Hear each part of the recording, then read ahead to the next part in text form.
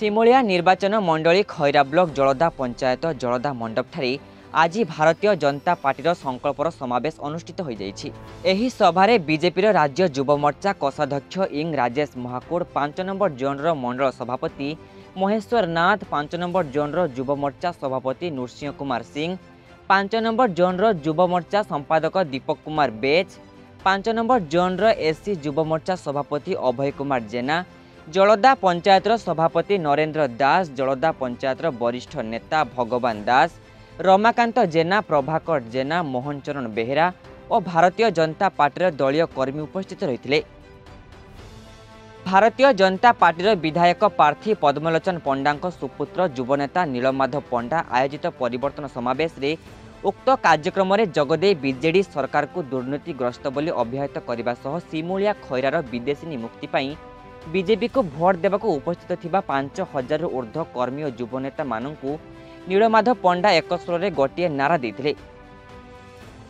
बापा अनुपस्थित कर्मी मानू उद्बोधन दे जोड़िए पद्मफुल गोटे सांसद प्रार्थी अभिमन्यु सेठी और विधायक प्रार्थी पद्मलोचन पंडा को भोट दे जययुक्त करने निवेदन करते। आसंता जून 1 तारिख बूथ केन्द्र को जाई बीसी आंगुठी पद्मफुल चिन्ह विपुल संख्यार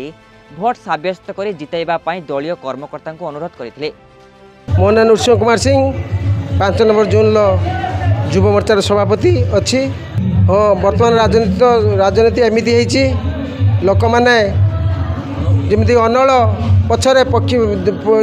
माने कीट माने दौड़ती से भाई लोक मैंने बीजेडी दलर समर्थक माने मद मांस पछरे दौड़ुंट एवं मद निशार किए कौन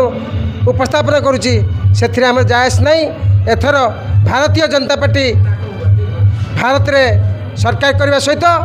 ओडिशार बहु मतरे परिवर्तन हम ओडिशार बीजेपी सरकार कर तिले मात्र संदेह नहीं। पंडा सिमुलिया खैरा से चारितर दिन देखिए किए जितब किए हटो से चारितर देखिए ये जितवाटा आमर नुहे ये जितवाटा सिमुलिया खैरा बासी मानकर ये जितवा